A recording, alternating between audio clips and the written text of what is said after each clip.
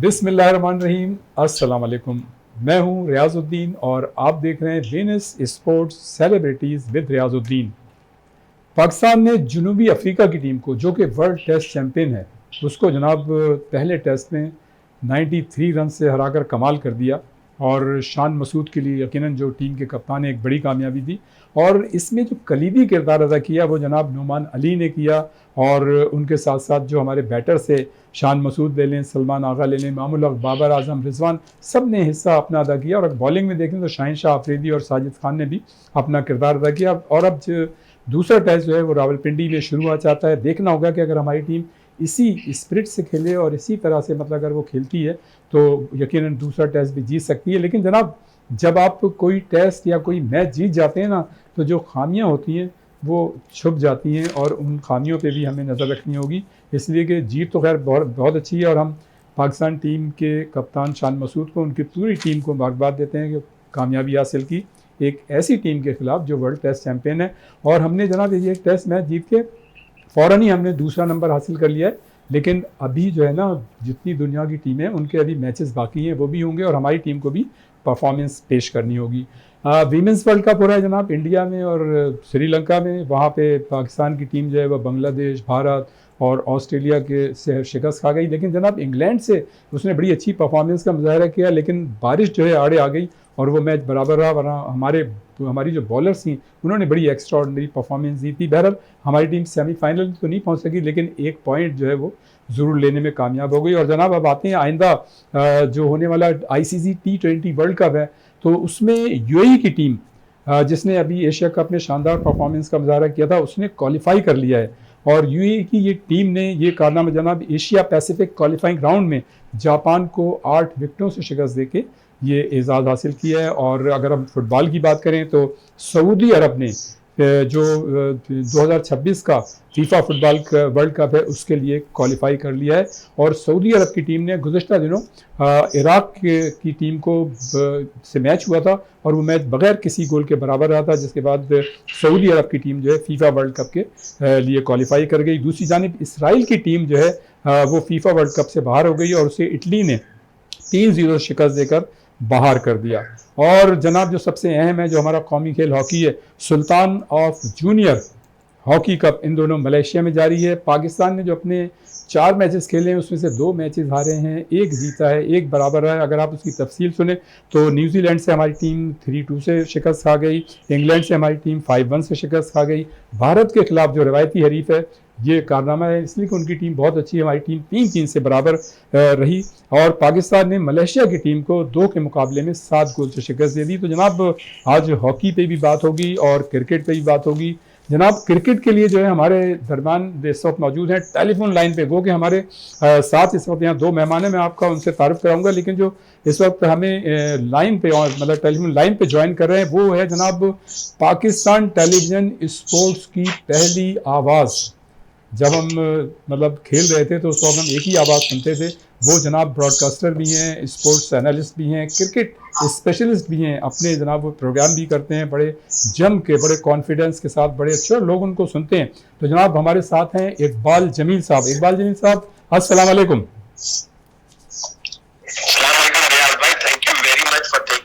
आपने तो इतना जबरदस्त इंट्रोडक्शन करा दिया, थैंक यू वेरी मच। नहीं, आप डिजर्व करते हैं जनाब, इसमें कोई मतलब है ही नहीं सिलसिला। और हमारे दरमियान मौजूद हैं साबिक इंटरनेशनल हॉकी खिलाड़ी आसिफ अहमद खान। आसिफ अहमद खान जो हैं उनके क्रेडिट पे 2 गोल्ड मेडल हैं, 3 ब्रॉन्ज मेडल हैं, और ये पाकिस्तान हॉकी के उन चंद खिलाड़ियों में से हैं जिन्होंने जूनियर सतह से अपने खेल का आगाज़ किया। सबसे पहले अंडर 14 टीम में जगह बनाई, फिर अंडर 16 में, उसके बाद अंडर 18 में, फिर जनाब पाकिस्तान जूनियर हॉकी टीम को उन्होंने रिप्रेजेंट किया, और उसके साथ साथ जनाब जूनियर जो एशिया कप हुआ 1993 में उसके ये गोल्ड मेडलिस्ट भी हैं। और अगर मैं बात थोड़ी सी आगे बढ़ाऊँ तो एशियन गेम्स हुए थे 94 में, उसमें उन्होंने ब्रॉन्ज मेडल हासिल किया था। और ये जनाब जो 94 का जो एशियन गेम्स है वो हुआ था हिरोशिमा में, और इत्तेफाक से मैं भी और इस्लाउद्दीन हम लोग बहैसियत कमेंटेटर वहाँ मौजूद थे, तो हम आसिफ अहमद साहब की कमेंट्री कर रहे थे। और जनाब प्री ओलंपिक एटलांटा 1996 में जो हुआ था उसमें के लिए गोल्ड मेडल्स हैं, लेकिन इनके साथ ज्यादती ये हुई कि जब 96 का एटलांटा ओलंपिक हुआ और टीम सेलेक्ट हो रही थी तो इनको जो है सिलेक्ट नहीं किया गया। बहरहाल लेकिन अल्लाह ताला ने उनको बड़ी इज्जत दी। आसिफ अहमद खान अस्सलाम वालेकुम। आसिफ कैसे हैं आप? ठीक ठाक हैं? और उनके साथ साथ हमारे साथ मौजूद हैं फरहान फरीद राजू, जो जनाब लोकल जो क्रिकेट होती है, डिस्ट्रिक्ट की सतह पे जो क्रिकेट हो रही है उस पर बड़ा उबूर रखते हैं और क्रिकेट एनालिस्ट भी हैं। और उसके साथ साथ आज का हम देख रहे हैं कि जो प्राइवेट चैनल्स हैं उनमें जो लोकल टूर्नामेंट्स होते हैं उनकी वो कमेंट्री भी करते हैं। अस्सलाम वालेकुम। वालेकुम सलाम। फरहान फरीद कैसे हैं आप? जी रियाज भाई, थैंक यू सो मच। जी इकबाल भाई ये बताइएगा कि जनाब पाकिस्तान क्रिकेट टीम ने वर्ल्ड टेस्ट चैंपियनशिप की जो मतलब चैंपियन टीम है उसको जनाब शिकस्त दे दी, क्या कहेंगे? आपने तो खुद ही अपने इंट्रो में खुद ही कह दिया है कि जनाब ये मुबारकबाद है शान मसूद के लिए, मुबारकबाद है पाकिस्तान के क्रिकेट के लिए कि जनाब एक इंटरनेशनल जो टीम जो कि टेस्ट के चैंपियनशिप है और ऑस्ट्रेलिया से जिस तरह उन्होंने फाइनल खेला था एक टफ कंपटीशन के बाद वो वर्ल्ड चैंपियन बने थे। लेकिन मैं ये बता दूं, देखें आप ये सबसे पहली बात आपको ये सोचना चाहिए कि आपके पास एक ऐसी टीम, आप होम विकेट पे आप जीते हैं। ये दुनिया भर में होता है कि होम एडवांटेज के तहत विकेटें बनाई जाती हैं, लेकिन उसका एक डिसएडवांटेज भी होता है। डिसएडवांटेज ये होता है कि जब आप बाहर जाते हैं खेलने के लिए आपको इस टाइप की सर्फेस, इस टाइप की विकेट्स नहीं मिलती और फिर वहां टम्बल डाउन होके आ गए। आपने अभी खुद ही कहा है कि जनाब ये इसका नाम क्या, पाकिस्तान जो है दूसरे नंबर पे आ गया टेस्ट में, दैट्स ओके। आप देखें पंखा विकेट बना के, टर्निंग विकेट बना के आप बाहर, तो ये इस टाइप का एटमॉस्फेयर आपको नहीं मिलेगा।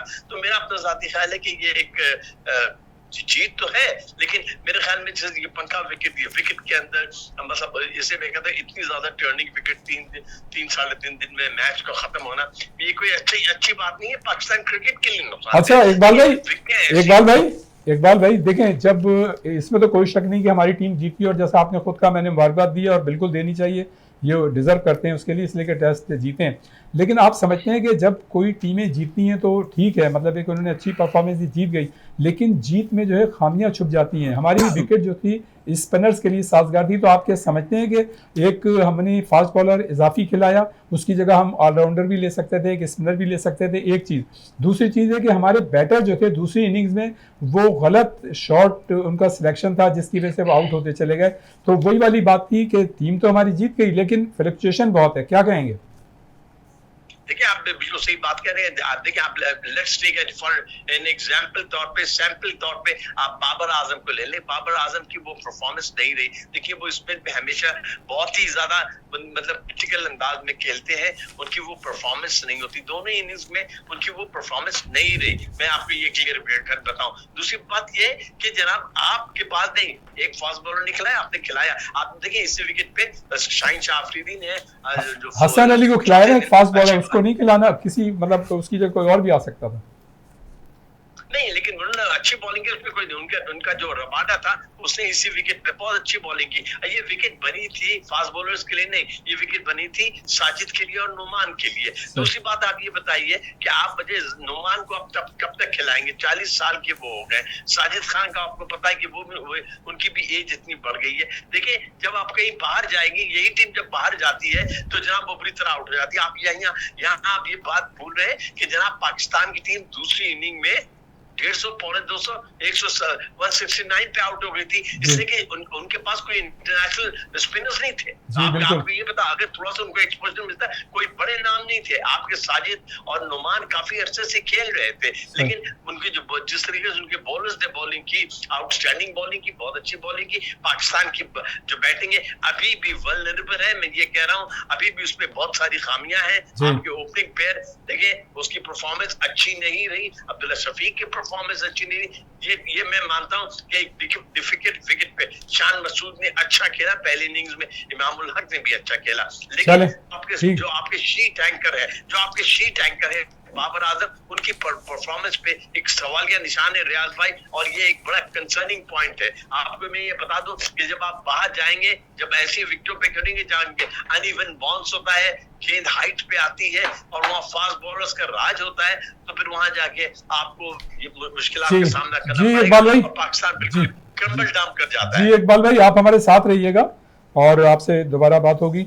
आसिफ अहमद खान, तो माशाल्लाह आपका तो मतलब जूनियर निचली सतह से आप ऊपर तक आए और आप ज़्यादा बेहतर जानते हैं। आप पाकिस्तान की टीमों के साथ बहैसियत कोच भी मतलब रहे। आप क्या समझते हैं कि जो हमारी टीम ने जो परफॉर्मेंस दी है, एक मैच हमने भारत से बराबर खेला है, मलेशिया से हम जीते हैं और न्यूजीलैंड और इंग्लैंड से हम हार गए, क्या कहेंगे? यानी सुल्तान जौहर ये जो टूर्नामेंट हो रहा है मलेशिया में, एक दो चीज़ें मैं आपको बताऊं रियाज भाई। ये जब से हो रहा है ना सुल्तान जौहर कप, पाकिस्तान वेरी अनफॉर्चुनेट कि पाकिस्तान ने इसका एक दफ़ा सिर्फ फाइनल खेला है, और जितने भी दफ़ा बाकी रिमेनिंग 8 इवेंट्स हुए ना, उसमें पाकिस्तान 4th पोजीशन पे रहा है। ये मैं आपको एक इंफॉर्मेशन बता दूं। इसमें प्रॉब्लम ये है कि इसमें बड़ा अच्छा है ये एक्सपोजर के लिए, और बहुत एज अ कॉस्टिंग का जो हमें इशू होता है, क्योंकि यहाँ बड़ी बड़ी ऑस्ट्रेलिया, इंग्लैंड, इंडिया, न्यूजीलैंड और इस तरह की टीमें आगे पार्टिसिपेट करती हैं। डेफिनेटली वो वर्ल्ड टॉप जो है ना प्रो लीग की टीम्स हैं, ये मतलब इनकी सीनियर टीम्स जो है, अब डेफिनेटली उनका जूनियर स्लॉट भी उसी तरह का होता है, तो उनमें इतना ज़्यादा डिफरेंस नहीं होता। लेकिन अब हमारे पास भी इस तरह के जो हमारी जो पाकिस्तान की ना भी गई है जूनियर टीम, इसमें 5 प्लेयर जो ऐसे हैं जो कंटिन्यू सीनियर टीम के साथ हैं, और ये गुज़िश्ता जो वर्ल्ड कप था उसमें भी हमारे साथ थे और वो उन्होंने पार्टिसिपेट कर रहे थे। मतलब इनके नंबर ऑफ़ मैचेस जो है ना, एक बहुत अच्छा कॉम्बिनेशन है हमारे पास। इन लड़कों के होते हुए मेरा नहीं ख्याल कि पाकिस्तान को इंडिया वाला मैच लूज़ करना चाहिए था, क्योंकि वो बिल्कुल लास्ट क्वार्टर में जो है ना 5 मिनट पहले हमारे ऊपर गोल हुआ है, जो कि हमारी जो डिफेंसिव जो वो होता है ना डी, उधर ऑर्गेनाइज सही नहीं हुआ था, तो उसकी वजह से ये हमें लॉस हुआ। क्योंकि वो थोड़ी सी सिली मिस्टेक्स जो हम लोग करते हैं उसकी वजह से हमें प्रॉब्लम करना पूरी टीम को देना। वो एक आपको पता है वो 2 पॉइंट हमारे नीचे चले गए क्योंकि इक्वल हो गया। इसी तरीके से हमारा जो ये वाला मैच था न्यूजीलैंड वाला, इसमें भी यही सेम चीज हुई कि हम लोग जीत रहे थे, उसके बाद हमने लास्ट क्वार्टर में जाके न्यूजीलैंड हमें 3-2 से हार के निकल गया। इसमें आ गया फिटनेस इशू, ठीक है ना सर? तो ये सर एक्चुअल होता ही है कि 4th क्वार्टर 3rd क्वार्टर में एक्चुअल जो फिटनेस होती है ना रियाज भी, वो वहां पे जाके पता चलती है कि बंदे में कितना वो है दम। सही, बिल्कुल। अब वो ये थोड़ा सा जो है ना हमें इशू है कि हमारा इस पे मेरा ख्याल है कि हमारी टीम दोनों 2 मैचेस में हुआ है। यूके सॉरी इंग्लैंड वाला जो मैच था, इंग्लैंड ने तो हमें आने ही नहीं दिया ना किसी ने, सिर्फ 1 गोल किया थ्रू आउट। इंग्लैंड ने अपने उस पे जो है पोजीशन ऑफ बॉल अपने पास रखा है। बिल्कुल। तो इसमें मेरे ख्याल से ये कि मतलब ये बहुत गुड साइन नहीं है, क्योंकि ये इवेंट बिफोर वर्ल्ड कप मिल रहा है। तो इनको चाहिए कि इनको देखते हुए अपनी मिस्टेक्स को उसमें अपना वर्किंग करें, फिर इंशाल्लाह ताला ये माइट भी इम्प्रूव कर लेंगे। फरहान फरीद जनाब आप तो कराची के माशाल्लाह हर क्रिकेट ग्राउंड पे नज़र आते हैं, कभी आप कंपेयरिंग करते नज़र आते हैं, कभी माशाल्लाह कमेंट्री भी कर रहे हैं, वहाँ मौजूद होते हैं, कवरेज भी कर रहे होते हैं। ये बताइए कि बाबर आजम और रिजवान पे यकीनन इस चीज़ का प्रेशर होगा कि वो T20 की टीम में शामिल नहीं थे, और ज़ाहिर है ये तो टेस्ट आप खेल रहे हैं। आप क्या समझते हैं कि जो भी उन्होंने परफॉर्मेंस दिए अपनी इस मतलब परफॉर्मेंस से वो मुतमईन करने में कामयाब रहे हैं, या अभी मज़ीद चैलेंजेस हैं उनके लिए? बिस्मिल्लाह, बहुत शुक्रिया रियाज भाई। देखें, बाबर आजम और रिजवान की आपने बात की, उस वक्त पाकिस्तान के मोस्ट सीनियर प्लेयर्स में शुमार होता है। और बाबर आजम के नंबर ऑफ टेस्ट आप देखें उठा के, तो बाबर आजम ने 3 साल हो गए कोई सेंचुरी नहीं बनाई। एक ये बहुत बड़ा प्रेशर है, और दूसरा ये कि आपको पता है कि बाबर आजम की परफॉर्मेंस जो है वो दिन ब दिन नीचे जाती जा रही है। एक ये प्रेशर है, और रिजवान को T20 और वनडे से जो है वो ड्रॉप किया गया। तो जब आप टेस्ट में आते हैं तो आपके पास साइकोलॉजिकल प्रेशर होता है कि अगर मैंने यहाँ परफॉर्म नहीं किया तो मेरा टेस्ट स्कॉट के अंदर भी कहीं ऐसा ना हो कि जगह कुछ हो जाए। तो ये प्रेशर तो था, लेकिन जिस अंदाज से कमबैक किया इमामुल हक ने, जिस अंदाज से रिजवान ने पहली इनिंग में बैटिंग की, 70 से अबव रन बनाए, और फिर बाबर आजम ने भी दूसरी इनिंग में मुश्किल कंडीशन के ऊपर 42 रन बनाए। अनफॉर्चुनेटली उनका कुछ आउट इस तरह का दे दिया गया, लेकिन मैं समझता हूं कि उन्होंने प्रेशर नहीं लिया बिल्कुल, और एज ए सीनियर प्लेयर अच्छा परफॉर्म किया। पाकिस्तान की पूरी टीम ने अच्छा परफॉर्म किया। जैसे भी इकबाल भाई ने कहा कि पिचेस का मामला था, देखें जो भी होम कंडीशन होती है, चाहे वो ऑस्ट्रेलिया हो, इंडिया हो, श्रीलंका हो, वो अपनी कंडीशन के अपने हिसाब से पिच बनाती है। हम अब जब ऑस्ट्रेलिया जाएंगे तो वो हमें फास्ट पिचों में खिलाएंगे, हम इंडिया जाएंगे तो वो स्पिन पिचों में खिलाएंगे। तो ये तो एक होम एडवांटेज होता है, और आज से नहीं है, ये शुरू से होता है। आपने बात की स्पिनर की, नुमान और साजिद के बाद हमारे पास अबरार भी पड़ा हुआ है, और अबरार के साथ हमारे पास जाहिद महमूद भी है। देखिए 4 में से 3 स्पिनर हमारे सिंध के हैं। जाहिद महमूद का ताल्लुक सिंध से, अबरार का ताल्लुक कराची से, और नुमान का ताल्लुक भी सिंध से। तो और अब शान मसूद कप्तान का ताल्लुक भी यहीं से, सऊद शकील का ताल्लुक भी यहीं से, मीर हमजा है। तो पाकिस्तान, अब कराची वो शहर है जो दोबारा से टेस्ट प्लेयर आपको प्रोड्यूस करके दे रहा है। तो पाकिस्तान की टेस्ट टीम के अंदर जो अभी कॉम्बिनेशन बना हुआ है बहुत अच्छा है, और पाकिस्तान ने जिस टीम को हराया है उसने वर्ल्ड चैंपियन ऑस्ट्रेलिया को हरा के टेस्ट चैंपियनशिप बनने का एजाज हासिल किया।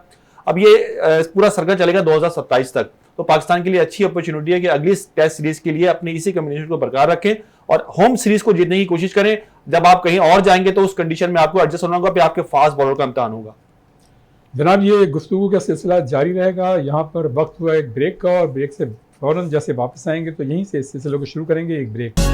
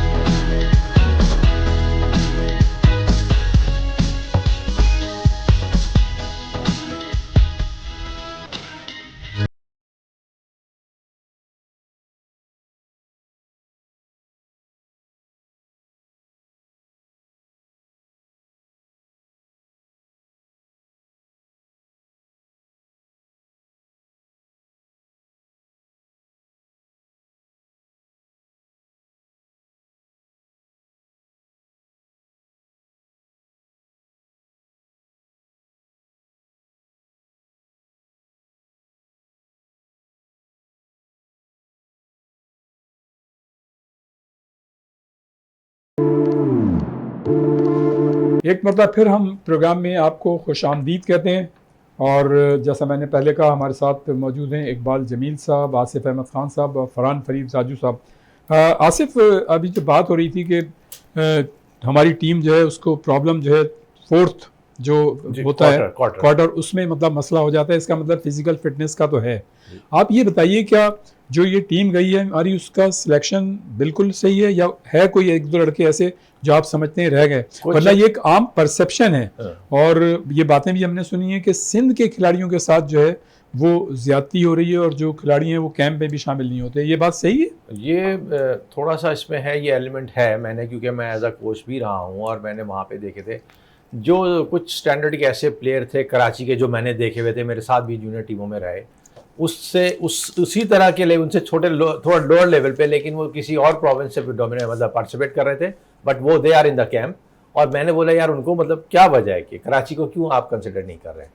तो ये थोड़ी सी कुछ चीज़ें इस तरह के एलिमेंट्स भी हैं जो रियाज भाई हमें थोड़ा सा जो है ना, और आपको पता है face करने सिंध पड़ते सिंध हैं। हुकूमत सिंध जो है गुज़श्ता कई सालों से पीएचएफ को 10 करोड़ रुपए ग्रांट देती रही है। जी, वो है, बिल्कुल है इस तरह का, तो बिल्कुल इसका सही। मतलब ये तो खैर ये है, लेकिन है। दूसरा आप कह रहे हैं कि जो फोर्थ क्वार्टर होता है हमारा, स्टेमिना और फिजिकल फिटनेस से उस म्यार की नहीं है जो एक इंटरनेशनल म्यार है। नहीं, बिल्कुल ऐसी है, बिल्कुल ऐसी रियाज भाई। अगर आप देखेंगे भी ना, आप मैच को जरा पूरा देखिए, उनके प्लेयर्स को देखें, आप देखें, वो till the end of the match वो उनका एक ही पेस रहता है। हमारा जो है ना फ्लक्चुएट कर रहता है, ऊपर सही। नीचे ऊपर। तो ये थोड़ा सा हमें है, इसका डिसएडवांटेज है हमारे पास ना, इस पे सही। हमें थोड़ा वर्किंग करनी पड़ेगी। सही। इकबाल जमील साहब। जी जी जी रियाज भाई। जी जी जनाब। अच्छा ये बताइएगा, चले पाकिस्तान की टीम की तो परफॉर्मेंस हमने उस पर डिस्कस किया, खिलाड़ियों की परफॉर्मेंस से ही हमने बात की। आप क्या समझते हैं कि जो जुनूबी अफ्रीका की टीम है, जाहिर है वो वर्ल्ड टेस्ट चैंपियन टीम है और दिफाई चैंपियन है, लेकिन अभी तो बहुत सारे मैचेस बाकी हैं, बहुत सारी टीमें अभी मैचेस खेलेंगी, तो फिर जब फाइनल पॉइंट्स बनेंगे तो देखा जाएगा। जो एडन मार्करम है, कप्तान जो है उनकी टीम, आप क्या समझते हैं कि इस टेस्ट में उनकी कप्तानी का मेयार कैसा था? देखिए, उनके पास ऑप्शंस बड़े कम थे। उनके जो स्ट्राइक स्पिनर थे महाराज, वो अनफिट हो गए। दूसरी बात है, साउथ अफ्रीका की टीम जो थी, उनके जो कप्तान थे बबूमा, वो अनफिट थे, वो इंजरी की वजह से नहीं आ सके। फिर वो ताबिश जो उनका स्पिनर था, आउटस्टैंडिंग स्पिनर था, वो भी इंजरी की वजह से वो नहीं खेल सका। दूसरी बात है कि इस जीत के बाद मुझे एक बात अच्छी लगी कि शान मसूद ने बड़ा अच्छा कॉमेंट दिया। उसने कहा कि जनाब ये जो जीत है इसको हमने कंसोलिडेट करना है, इसको मतलब एक जीत के बाद जो दूसरा टेस्ट मैच है उसमें भी कैरी फॉरवर्ड करना है। ये नहीं है कि यहाँ आराम से हम बैठ जाएं। उनको ये अंदाजा है, उनको ये पोटेंशियल पता है कि साउथ अफ्रीका की टीम कम बैक कर सकती है। मजा तो उस वक्त आएगा जब पाकिस्तान दूसरा टेस्ट भी जीत जाए और 2-0 से ये सीरीज जीत जाए। लेकिन अगर फर्ज कीजिए कि जिस तरीके से क्रिकेट अब उनको एटमॉस्फेयर एनवायरनमेंट से वो मतलब शनासा होते जा रहे हैं साउथ अफ्रीकन, तो मेरा अपना ख्याल है कि एक अच्छा टेस्ट मैच होगा और पाकिस्तान को ये कंटिन्यूटी, ये जो विनिंग स्ट्रीक है, इसको मजबूत करना होगा। लेकिन अगर फर्ज कीजिए इस टाइप की बैटिंग जिस तरह बाबर आजम या डाउन द ऑर्डर जो प्लेयर्स कर रहे हैं, अगर उन्होंने ऐसी ही बैटिंग की तो पाकिस्तान को आगे जाके मुश्किलात का सामना करना कर पा सकता है। और दूसरी बात है कि होम सीरीज का एडवांटेज लेने के बावजूद, देखिए ये होम दुनिया की, इसमें कोई बुरी बात नहीं है कि आपने पंखा विकेट बना दी। पंखा विकेट मतलब आपने विकेट को गीला कर दिया, मॉइस्चर डाला, फिर उसको सुखा दिया, गेंद टर्न हो गया। साजिद अली के लिए, नोमान अली के लिए आपने बनाया, लेकिन ये क्रेडिट उनको जाता है नोमान अली को खास तौर पे। उन्होंने कहा कि मैं हर बॉलर को, हर बैट्समैन के पोटेंशियल के हिसाब से फील्ड सेट करता था और अपनी स्ट्रैटेजी बनाता था। That was a very very great thing. और मेरे ख्याल में वो इंटरनेशनल क्रिकेट में अब्दुल कादिर का उन्होंने रिकॉर्ड तोड़ा 37 साल के बाद। बहुत ही अच्छे बॉलर। रियाज भाई, यहाँ एक चीज मैं आपको और ये बता दूं कि देखें, इस वक्त क्रिकेट के एक नई कहानी आ गई है मैदान में। तो आपको पता होगा यकीनन कि जनाब ये एक काफी अच्छे से बात चल रही थी, लेकिन अब एक चौथा अभी जी इंडिया में हो रहा है। जी नहीं, इंडिया में नहीं हो रहा है, वो तो इंटरनेशनल क्रिकेट में दुनिया के लिए 20-20 ओवर के 4 स्पेल होंगे। जी उसका नाम उन्होंने दे रहे हैं टेस्ट 20 है। और मतलब उसको बैक कौन कर रहा है? उसको बैक करने वाले great players, Clive Lloyd, AB de Villiers, Matthew Hayden, ये लोग उसको बैक कर रहे हैं कि जनाब ये टेस्ट टाइप की एक मिक्सचर बना दिया है क्रिकेट का। अब ये बना के देखिए आगे जाके क्या होता है। मेरा अपना जाती ख्याल के इंटरेस्ट होगा क्रिकेट के लिए। अफसोस ये कि देखिए पाकिस्तान के अंदर इतना अच्छा टेस्ट मैच हुआ, लेकिन क्राउड बहुत कम रहा। क्राउड बहुत कम क्यों रहा? लेकिन उसकी तो बहुत सारी वजूहात है ना कि क्राउड कम रहने की। बहरहाल इस पे जो है वो बात हो सकती है, बात होगी। आप लाइन पे रहिएगा हमारे साथ जनाब। ये गुफ्तगू का सिलसिला जारी रहेगा। यहाँ पर वक्त हुआ एक ब्रेक का, और ब्रेक से फौरन जैसे वापस आएंगे तो यहीं से इस सिलसिले को शुरू करेंगे। एक ब्रेक।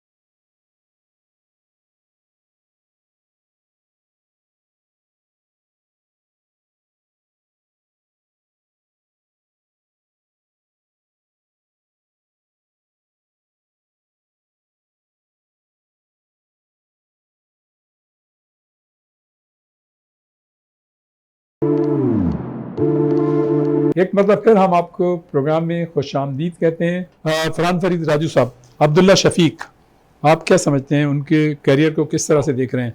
उनकी स्ट्रगल कर रहे हैं वो? अब्दुल्ला शफीक बहुत ज़्यादा जो है चांसेस इनको मिल चुके हैं। इससे पहले वनडे में भी इनको काफ़ी चांसेस मिले, फिर उन्होंने पीएसएल के अंदर शानदार परफॉर्म किया। लेकिन टेस्ट मैच एक अलग क्रिकेट है, और देखिए नो डाउट एक ज़बरदस्त मुकम्मल प्लेयर है, साउंड प्लेयर हैं, टेक्निक भी बहुत अच्छी है उनकी। लेकिन एंड ऑफ द डे आपने परफॉर्म करना होता है जब आपको मैचेस मिल जाएं, टेस्ट मैचेस मिलने। तो अगर देखें इमामुल हक को भी इतने अरसे टीम से बाहर रखा है खराब परफॉर्मेंस की वजह से, और अगर इस तरह की अगर आप परफॉर्म करेंगे तो डोमेस्टिक क्रिकेट में जो अच्छा परफॉर्म कर रहे हैं, और फिर अगर अब्दुल्ला शफीक यहाँ खराब परफॉर्म कर रहे हैं, उनको चांस नहीं दिया जा रहा, तो ये फिर ज्यादती होगी। सही। अच्छा, अपने आसिफ अहमद खान, आप क्या समझते हैं कि मतलब हमारी टीम को जो जदीद हॉकी, लोग ये कहते हैं अटैकिंग हॉकी पे जाना चाहिए, जबकि हमने कुछ टीमों को और पाकिस्तान टीम को भी देखा है कि बतदरीज मतलब ये कि अटैकिंग पे जाते हैं। तो आप क्या समझते हैं कि जिस तरह से यूरोपियन टीमें जो है मतलब उतरते ही जो है अटैकिंग हॉकी खेलती हैं, वही हमें तरीकाकार इख्तियार करना चाहिए? और अगर ऐसा नहीं हो तो क्या है, क्या उसकी वजह क्या है? रियाज भाई, वही स्टेमिना वाली बात आ जाती है। स्टेमिना वाली तो खैर एक तो वो है ही है, क्योंकि जब स्टेमिना आपके अंदर होगा तभी आप कोई स्किल दिखा सकेंगे, दो को डॉज दे सकेंगे, और वो हमारे अंदर बाय डिफॉल्ट एज एशियन, आपको पता ही है हॉकी का स्टाइल था, जब तक डॉज नहीं देता या ड्रिबल नहीं करता, उसको दो को बीट नहीं करता, तो उस तरह वो उसको मज़ा भी नहीं आता प्लेयर को। और ये हमारे यहाँ रियाज भाई बहुत ज़्यादा टैलेंट है हमारे यहाँ, ऐसी कोई वो नहीं है कि हमारे यहाँ प्लेयरों की कोई कमी है। लेकिन थोड़ा सा हाँ, कुछ जो हमें प्रॉब्लम्स आ जाते हैं ना, कि वो जो स्ट्रैटेजीज जो होती है ना, वो हम थोड़ा सा अपना ज़्यादा उसको कहते हैं कि गेम में इन्वॉल्व, बॉल वॉचिंग में ज़्यादा चले जाते हैं हम, बजाय इसके कि जो कोच एक स्ट्रैटेजी बताता है ना, उसको हम फॉलो नहीं करते। उसकी वजह से कहीं पे भी रियाज भाई कोई गैप होता है ना, उसको जो फॉरेन टीम्स होती हैं वो उस प्लान पे ही रहते हैं सर। तो हम लोग थोड़ा सा ये होता है कि हम सोलो अपना गेम शुरू कर देते हैं खेलने, उसके लिए इसकी वजह से रियाज भाई हमें थोड़ा सा लॉस हो जाता है। और एक और बात बताऊँ आपको रियाज भाई, अभी माशाल्लाह आपने पता है ये जो हमारा सुफियान है, इसने हैट्रिक की है उस वाले मैच में, मलेशिया वाले में, और ये कंजर्वेटिव शॉर्ट कॉर्नर्स मार रहा है, गोल कर रहा है। इंडिया वाला मैच भी आखिरी 5 मिनट्स में इसी ने गोल स्कोर किया था, और ये बहुत अच्छा इसका जो वो ग्राफ है वो बहुत अच्छा जा रहा है, शॉर्ट कॉर्नर का बड़ी स्पीड है। लेकिन ये है कि हमारे पास ये एक बहुत बड़ा प्लस पॉइंट है, इसको हम यूज़ कर सकते हैं। और लेकिन हमारे पास इसके साथ एक आध जो है ना, और बीच में हमारा मिडफील्ड है ना, उस जगह पे हमें थोड़ा सा जो है ना लैप्स कर रहा है। तो वो उन चीज़ों को अगर हम थोड़ा करें, वो कॉम्बिनेशन एक और अच्छा बन सकता है। पोटेंशियल है, कोई ऐसी बात नहीं है रियाज भाई की पोटेंशियल नहीं है, पोटेंशियल है, बट थोड़ी सी हमें और वर्किंग करनी पड़ेगी इसके ऊपर ना। तो ये अच्छा, एक बार जमील साहब ये बताइए, हाँ, साइम अयूब जो है उसकी परफॉर्मेंस को आप किस तरह से देखते हैं? और जिस तरह से उन्होंने एशिया कप में परफॉर्मेंस दी, हालांकि उसके आने के बाद फौरन उन्होंने यहाँ पे डोमेस्टिक क्रिकेट में अच्छी परफॉर्मेंस दी, लेकिन उनके मुस्तकबिल को किस तरह से देख रहे हैं? अगर इस तरह के लंबे स्पेल में वो परफॉर्मेंस नहीं दे सके तो मुश्किल पेश आ सकती है। देखिए सारी बात यह है कि रियाज भाई, मैं आपको एक चीज बता दूं क्लियर कट, साइम अयूब वो प्लेयर है जो कि डोमेस्टिक क्रिकेट से निकल के आया। अल्लाह की ये रहा कि वो एशिया कप में उसकी परफॉर्मेंस हो रही। दूसरी बात है कि एशिया कप में आपने उसको एज ए बॉलर इस्तेमाल किया और आपको उसको मुसलसल खिलाते रहे। होना ये चाहिए था कि जब वो 2 मैच में फेल हो गया था तो उसको आराम देते, आराम के बाद दोबारा लेके आते। इसके बाद उसके बाद ट्रिमेंडस प्रेशर बिल्ड हो गया। Basically he is a test player, वो टेस्ट मैच का प्लेयर है, लेकिन पाकिस्तान टीम की मैनेजमेंट ने उसको गलत इस्तेमाल किया। वो समझे कि बस एशिया कप के बाद शायद क्रिकेट खत्म हो जाएगी। बाबा क्रिकेट बहुत यंग प्लेयर, बहुत लंबा अरसा है, उसके लिए कैरियर उसको बनाना उसके लिए बड़ा वाइटल था ये। लेकिन ये है कि आपने उसको एज ए बॉल, ये वो जो टीम में आया, he was not selected as a bowler, कभी नहीं था, कहीं नहीं था बिल्कुल। लेकिन अगर आपने एक अप्लाई करने के लिए, विकेट को बाय करने के लिए आपने साइम अयूब को बॉलिंग दी और वो कामयाब हो गया, इसका मकसद ये नहीं कि आपने मुसलसल उसको लगाए रखा और उसकी बॉलिंग की वजह से उसकी बैटिंग जो है बुरी तरह इफेक्ट हुई और उसका नतीजा आपके सामने कि आज वो टीम से बाहर है। हालांकि मेरा अपना ख्याल है कि साइम अयूब को थोड़ा सा, कुछ प्लेयर्स ऐसे हैं में जो कई मरतबा फेल हुए, जिसका अभी जिक्र किया कि लेकिन उसके बावजूद उनको टीम में शामिल किया गया। यहाँ मैं एक चीज और भी बताऊं कि मुझे सऊद शकील से बड़ी उम्मीद थी। सऊद शकील की परफॉर्मेंस ऐसी नहीं रही। वो एक naturally born, he is naturally born test cricketer है। वो जो उसकी इनिंग जो है वो क्राफ्ट करके खेलता है, चाहे वो किसी भी टाइप की विकेट हो। लेकिन ना जाने पता नहीं ये पहले टेस्ट में उसकी परफॉर्मेंस इतनी क्यों खराब रही। मेरे ख्याल में जो कोच साहब है उसको चाहिए उसकी तवज्जो दें। और मेरा अपने ज़ाती ख्याल है कि अब साइम अयूब को T20 क्रिकेट, फास्ट क्रिकेट होती है, टेस्ट क्रिकेट में उसको, टेस्ट मैचेस में उसको चांस मिलना चाहिए। इसलिए कि उसने डोमेस्टिक में उसने ढेर लगा दिए थे। Should make a come back, उसको मौका देना चाहिए। लेकिन अब्दुल्ला शफीक वो परफॉर्मेंस नहीं दे पा रहे, तो मतलब let's try it, second test के लिए उसको ट्राई कर सकते हैं। ठीक है। अच्छा आसिफ, अभी आपने बात की थी पेनल्टी कॉर्नर की कि सुफियान जो है वो पेनल्टी कॉर्नर पे गोल कर रहे हैं। आप समझते हैं कि हमारा सीनियर टीम का जो पेनल्टी कॉर्नर का शोबा है या जूनियर टीम का जो इंटरनेशनल सतह पर जो इसका मेयार है, जिस तरह से गोल रेशो है कन्वर्जन का, क्या हम उसी तरह से कर रहे हैं या अभी हमें बहुत मेहनत करनी है इसमें? नहीं रियाज भाई, इसमें इसने काफी इंप्रूव किया है ये सुफियान। नहीं, मैं पर्टिकुलर सुफियान की बात कर रहा हूं, ओवरऑल की बात करें। उसमें थोड़ा सा हमारा क्या एज इंडिविजुअल देखते हैं ना तो सुफियान इज गुड, बट जो बाकी हमारी जो वेरिएशंस होती थी उसमें अभी हमारी इतनी परफेक्शन नहीं है कंपैरेटिवली यूरोपियन टीम्स के साथ, क्योंकि हमारा वो वैसा कोऑर्डिनेशन होता नहीं। कहीं हम मतलब इंजेक्टर है, वो कोई बॉल में कोई प्रॉब्लम आ जाता है, कहीं स्टॉपेज में कोई मसला आ जाता है।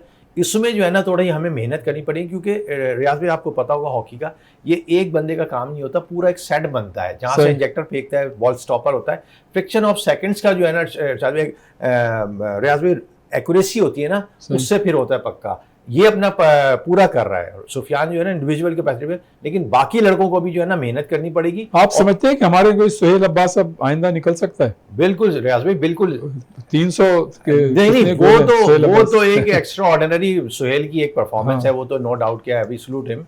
बट लेकिन ये कि रियाज भाई उसमें मसला ये है कि अब वो वाला, क्योंकि जो रेशियो सर, जो स्पीड मैंने जो देखी थी, क्योंकि हमने देखी है सुहेल की, वो अभी उस तरह की परफेक्शन है वो नहीं, वो बहुत प्रोफेशनल खेला था उसने। लेकिन रियाज भाई इसमें थोड़ा सा ये चीज़ ये है कि हाँ ये करेंगे लड़के, लेकिन ये कि इनको थोड़ा टाइम अभी चाहिए उस लेवल का, ये वो वाला ड्रैग फेकिंग करने का जो कर रहा है ना ये। अच्छा, कोचिंग जो हो रही है उससे मुतमईन है? कोचिंग रियाज भाई देखें, उसमें तो हर कोच अपने हिसाब से समझता है कि मैं बेस्ट वो बता रहा हूँ, लेकिन एक्चुअल जो होता है कि प्लान एग्जीक्यूट जो है ना, एक्चुअल कोचिंग तो रियाज भाई वही चीज होती है कि what you deliver to your players. सही। तो वो जो डिलीवर होता है ना, वो प्लेयर्स कहीं उसमें कंफ्यूज हो जाता है। वो जो ड्रिल्स आ रहे हैं, वो जो प्लानिंग है, उसको स्ट्रेटेजी को नहीं समझ पाता, उसका जो है ना रियाज भाई वो हमें लॉस हो जाता है बस, और कोई ऐसा इशू नहीं है। फिर मैं आपको एक बार फिर बोलूंगा रियाज भाई, फिटनेस जो है ना वो सबसे बेस्ट जो है ना हमारा एक जो है ना मतलब टॉप प्रायोरिटी पे उस पर जो है ना हमारा वो रहना चाहिए। फिटनेस जो है वो किसी भी खेल में key to the heart of everything होती है। You are very right. ऐसी है। चलें जनाब, ये गुफ्तगू जारी रहेगी और यहाँ पर वक्त हुआ एक ब्रेक का। ब्रेक के बाद फौरन वापस आते हैं और यहीं से इस सिलसिले को शुरू करते हैं। एक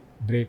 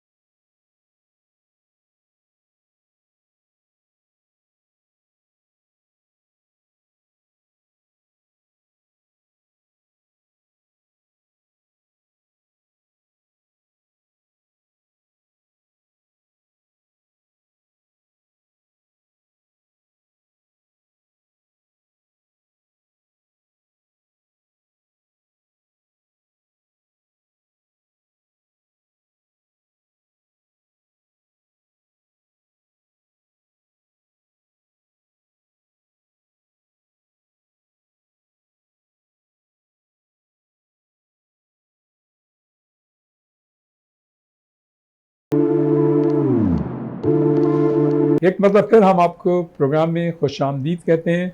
और जैसा आपने कहा कि हॉकी पे भी मतलब बात हो रही है, क्रिकेट पे भी बात हो रही है, और पाकिस्तान की टीम जो है वो दूसरा टेस्ट जो है अब से मतलब कुछ दिनों बाद जो है खेलना जारी है रावलपिंडी में, और देखना ये है कि हमारी टीम उसमें कामयाबी हासिल करती है या नहीं करती।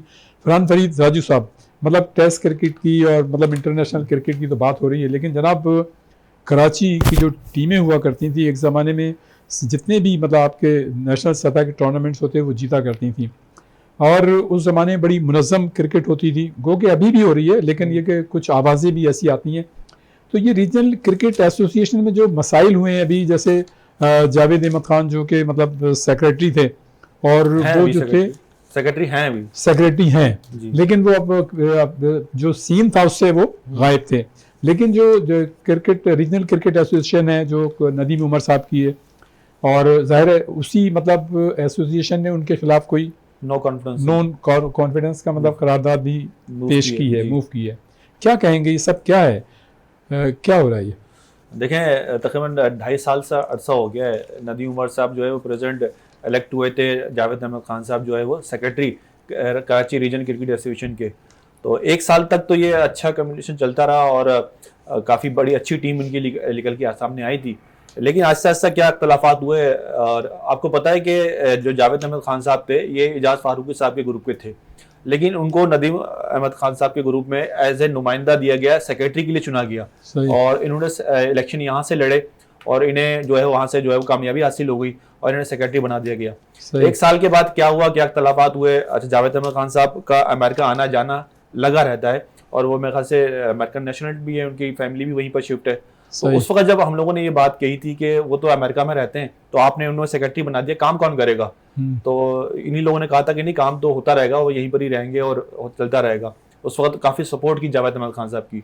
फिर जब इख्तलाफात हुए तो फिर 8 महीने पहले नो कॉन्फिडेंस मूव किया, सब तमाम अहदेदारों ने साइन करके जो है वो नदीम उमर साहब के पास चले गए, जमा कराया, लेकिन नदीम उमर साहब ने उस वक्त मना कर दिया। इससे पहले भी एक सिचुएशन जी, 8 महीने पहले की बात बता रहा हूं। नहीं, और भी जब मुनीर हुसैन साहब आए थे, और वो जी जब मुनीर हुसैन साहब थे, तो उस वक्त जो अभी जावेद अहमद खान साहब ने नदीम उमर साहब पे एक लगाया है कि नदीम उमर साहब जो है वो 2 ओहदे एक साथ नहीं रह सकते। अगर मेरे पर नो कॉन्फिडेंस किया है तो उनका ये कहना है कि अब बात बहुत दूर तक जाएगी। उन्होंने कुछ ग्रुपों में ये आवाजें निकाली हैं कि अगर मेरे पास ये नो कॉन्फिडेंस आया है तो मैं चुप नहीं रहूंगा। तो उन्होंने एक मिसाल दी डॉक्टर मोहम्मद अली शाह साहब की कि वो जब 2 ओहदे एक साथ रखे हुए थे, कराची केसीसी के सेक्रेटरी थे और प्रेसिडेंट थे, तो उन्होंने जब पीसीबी ने उनके कहा कि आप 2 ओहदे नहीं रह सकते, तो उन्होंने पीसीबी केसीसी के प्रेसिडेंट से इस्तीफा दिया, मुनीर हुसैन को जो है प्रेसिडेंट बना दिया था।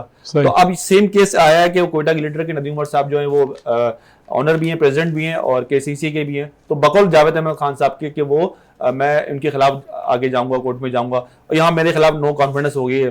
तो यहाँ पर अब ये मामला व्हाट्सएप ग्रुप से निकलता हुआ ऐसा आया कि इस तरह की मतलब नाजायबा लैंग्वेज एक दूसरे के खिलाफ कही गई, ऐसे जुमले कहे गए कि आपस में लड़ाई झगड़े वाली नौबत यहाँ पर आ गई है। और हालांकि अगर देखा जाए तो नदीम उमर साहब की जो शख्सियत है, या जावेद अहमद खान साहब, अपने जावेद अहमद खान साहब हैं या एजाज फारूकी से हैं, बड़े हम्बल, बड़े सोफिस्टिकेटेड, बहुत ही डेडिकेटेड और बड़ी अच्छी शख्सियत है। और ये ऐसे लोग हैं, अगर ये एक हो जाएं तो कराची की क्रिकेट को इसका बड़ा फायदा होगा। बिल्कुल होना चाहिए। देखें, जावेद अहमद खान साहब का एक जुमला बहुत अच्छा नहीं लगा मुझे कि जब कराची की टीम क्वालिफाई नहीं कर सकी थी, दोनों ग्रेड 2 में कराची की टीमें थी, वो आउट हो गई थी, तो उस पर इन्होंने फेसबुक पे आर्टिकल कहा था कि black day of Karachi cricket. मतलब वो आप सेक्रेटरी हैं केसीसी आरसीए के, आप अगर ये कह रहे हैं कि मैं अगर ये कहूं, आसिफ भाई अगर ये कहें तो एक अच्छा लगता है कि यार मैं कराची वाला हूं, मैं कह रहा हूं ब्लैक डे क्रिकेट है, लेकिन आप अगर सेक्रेटरी हैं तो इसका मतलब आप अपने खिलाफ ये बात कह रहे हैं। तो ये जुमला उनका सही नहीं था कि आप कराची के सेक्रेटरी होके कह रहे हैं ब्लैक डे। उसके बाद फिर मोहसिन नकवी साहब ने जो है कराची की टीम को जो है वो अपनी जाती उस पर फैसला करके 2 टीमें बढ़ा दी थी, 2 टीमें बढ़ा दी। कराची की टीम जो है क्वालिफाई। अब कराची की टीम की परफॉर्मेंस बहुत अच्छी चली है, लेकिन कराची रीजन की डिवीजन के अहदेदारों की परफॉर्मेंस जो है ना, वो आपस में लड़ाई, इसका मतलब है कि वो जो उनकी परफॉर्मेंस है उसका रिफ्लेक्शन आया और कराची की टीमों ने अच्छी परफॉर्मेंस पेश की। नहीं, अब कराची की टीम की परफॉर्मेंस अच्छी चली है। कराची ने 1 मैच जीता है, 1 मैच ड्रॉ खेला है, और कराची की टीम अभी इस वक्त नंबर 1 पे चल रही है, जो काज़िम ट्रॉफी चल रही है। लेकिन आप ये देखें कि यहाँ पर अगर नो कॉन्फिडेंस होता है, election commission Pakistan cricket board भेज देता है यहाँ पर, और ये सिलसिला यहाँ से शुरू हो जाता है, तो अगर ये करप्शन के इल्जाम जैसे उन्होंने लगाए, ये इधर लगाते हैं, केसीसी ग्राउंड के भी करप्शन के इल्जाम लगाना शुरू कर दिए, अगर ये मामला पीसीबी में जाता है और उन्होंने काफी खतूत भी लिखे हैं, तो बताए जगहजाई या बदनामी किसकी होगी? बहरहाल जी, हमारी तो दुआ ये है कि कराची की जितनी भी शख्सियात हैं और बड़ी मोतबर शख्सियात हैं, अगर ये एक हो जाते हैं तो कराची के क्रिकेट को बड़ा फ़ायदा होगा, वरना नुकसान होगा। अल्लाह बेहतर करेगा। आसिफ, पाकिस्तान हॉकी फेडरेशन ने हमारे वो खिलाड़ी जो इनको इंटरनेशनली अलाउंसेस नहीं मिल रहे थे, तो वो तो जनाब मिल गए, अल्लाह का बड़ा शुक्र है कई महीनों बाद। लेकिन इसको मतलब आइंदा ये सूरत हाल ना हो, तो उसके लिए फेडरेशन को क्या करना चाहिए? उसके लिए डेफिनेटली रियाज भाई मतलब एडमिनिस्ट्रेशन का काम ही यही होता है कि फंडिंग और ये सब चीज़ों का अरेंजमेंट करने, क्योंकि अब गुज़िश्ता काफ़ी अरसों से यही प्रॉब्लम आ रहा है कि टूर्स नहीं हो रहे और बिकॉज ऑफ फंडिंग ही है। अब वो थैंक्स गवर्नमेंट ऑफ पाकिस्तान की, उन्होंने प्रो लीग के लिए हमें मतलब दे दिया, अच्छा अमाउंट दे दिया है कि, बट लेकिन ये है कि वो भी सफिशिएंट नहीं, वो तो ड्यू टू आपको पता है प्रो लीग की रिक्वायरमेंट ही यही है कि वो कर ही नहीं पाएंगे। उसके अलावा यही है कि जब तक हमें कोई ना कोई ऐसा कि मल्टीनेशनल कंपनी इसको मार्केटिंग डिपार्टमेंट को जब तक ये इन चीज़ों को इंट्रोड्यूस नहीं करवाएंगे प्रोफेशनल से, मतलब हॉकी के हमारा खेलना हमारा हॉकी के मतलब हॉकी प्लेयर का काम है, तो ये फंडिंग होती है इसके लिए रियाज में डिफरेंट स्ट्रेटजी होती है। इसको प्रोडक्ट बनाना होगा उन्होंने हॉकी को, क्योंकि हॉकी इतनी हमारी अभी गई गुजरी नहीं है रियाज भाई, आज भी हॉकी को पाकिस्तान की लोग लाइक करते हैं। हमारी सीनियर टीम ने गुज़िश्ता टूर्नामेंट्स में अच्छी परफॉर्मेंस कर रही है रियाज भाई, माशाल्लाह हमारी टीम जो है ना मतलब अपर उस पे जा रही है, डबल इंप्रूविंग उस पे जा रही है। अब ये है कि थोड़ा सा हमारा जो है ना, थोड़ी सी हमें और मजीद एक बैकअप वो मिल जाए ना कि 2-4 जैसे टूर्नामेंट्स के अलावा भी कुछ टेस्ट सीरीज या टूर जैसे रियाज भाई पहले होते थे, उससे बहुत रियाज भाई हमें इंप्रूव। अच्छा, यहाँ रियाज भाई छोटी सी एक बात करूंगा, अगर जल्दी से, हाँ वो नहीं टाइम पे बहुत अच्छी बात की आसिफ भाई ने, मैंने मल्टीनेशनल कम्युनिटी से बात की, वो कह रहे हैं कि वो लोग तैयार हैं, लेकिन वो ये चाहते हैं शफाफियत हो। और जैसे अभी जान साफी हो रही है सिंध के लड़कों के साथ, और जो हमने देखा कि टीएडीए का मामला प्रेसिडेंट का, अगर ये चीजें ना हो ना तो लोग बिल्कुल आ सकते हैं स्पॉन्सर यहाँ पर। इकबाल जमील साहब, इकबाल भाई आपकी तो तमाम ही खेलों पे बड़ी गहरी नजर है, और पाकिस्तान जो टेलीविजन था उसकी स्पोर्ट्स की आवाज जो थी वो आप ही थे, पहली आवाज वही थी स्पोर्ट्स की टेलीविजन पे, चैनल्स तो बाद में आए। और बड़ा मतलब है कि आपने टूर्नामेंट्स कवर किए, अब्रॉड भी, यहाँ भी, आपकी तो हर खेल पे नजर है। हॉकी के मुतालिक आप क्या कहेंगे, क्या मतलब व्यूज हैं? आपने सुनी अभी गुफ्तगू सारी, हम चाहेंगे कि आपके भी एक्सपर्ट कमेंट्स होने चाहिए इस पे। इकबाल भाई, मेरे ख्याल में अभी जो मलेशिया में जो टीम खेली है इसमें पोटेंशियल मुझे नजर आता है। और मेरे ख्याल में भारत के खिलाफ पाकिस्तान टीम को वो जो होता है ना, नर्व्स की वजह से पाकिस्तान ये मैच बराबर खेला, लेकिन पाकिस्तान ने लीड लेने के बाद वापस आ गया। मतलब ये समझ में नहीं आया कैसे हुआ, लेकिन पाकिस्तान का अब जो है ना बिल्कुल गुज़िश्ता मतलब अगर आप 10 साल देखे पिछले, उसमें तो पाकिस्तान हॉकी बिल्कुल ही खत्म हो चुकी थी, कोई देखता भी नहीं था, जिक्र भी नहीं करता था। अब लेकिन देखें ये हॉकी अब यहाँ तक आ गई है कि आप भी जिक्र कर रहे हैं, हम भी जिक्र कर रहे हैं। थोड़ा सा मसला ये होता है कि देखें एक अरसे तक रियाज भाई आप तो हॉकी से बहुत ज्यादा मुंसलिक है। Pakistan international airline PIA sponsor करता था हॉकी को, तो उसकी वजह से वो चल रहा था। ट्रिकल डाउन होके जब तक के पैसा नहीं आएगा तो प्लेयर्स बेचारे कैसे नर्चर होंगे, प्लेयर कैसे, मोटिवेशन लेवल कैसे आएगा। तो मेरे अपना जाती ख्याल है कि जितना अच्छी स्पॉन्सरशिप होगी और जितने अच्छे लोग सामने आएंगे ब्रांड एम्बेसडर बन के, तो हॉकी यकीनन आगे जाएगी और प्लेयर को भी मोटिवेशन मिलेगा। ये कोई रॉकेट साइंस नहीं है कि जनाब प्लेयर नहीं आएंगे, नहीं, आप उनको एटमॉस्फेयर दे। पाकिस्तान के पास टैलेंट है, इंशाल्लाह ताला जीतेंगे। और ये जो टूर्नामेंट है, ये अभी जो टूर्नामेंट जारी है, ये एक रिफ्लेक्शन है कि पाकिस्तान के हॉकी रिवाइव हो सकती है। ठीक, बहुत शुक्रिया इकबाल जमील साहब, आप हमारे साथ मौजूद थे प्रोग्राम में, और आपकी गुफ्तगू थी बड़ी शानदार थी, और इंशाल्लाह ताला आइंदा भी आपको तकलीफ देंगे। बहुत शुक्रिया आपका। आसिफ अहमद खान, साबिक इंटरनेशनल खिलाड़ी आसिफ अहमद, बहुत शुक्रिया, आप तशरीफ लाए, इंशाल्लाह आइंदा भी आपको मदू करेंगे। फरहान फरीद राजू साहब, बहुत शुक्रिया, बड़ी मेहरबानी आपकी, आप तशरीफ लाए, इंशाल्लाह आइंदा भी आपको मौका देंगे। तो जनाब ये था हमारा आज का प्रोग्राम। यकीनन आपको आज की ये गुफ्तगू जो क्रिकेट और हॉकी पे थी आपको पसंद आई होगी। इसकी फीडबैक हमको ज़रूर दीजिएगा, और इंशाल्लाह ताला अगले प्रोग्राम में किसी नई शख्सियत या नई शख्सियात के साथ एक मरतबा फिर आपकी खिदमत में हाजिर होंगे। उस वक्त तक के लिए रियाजुद्दीन को इजाज़त दीजिए। अल्लाह हाफिज़।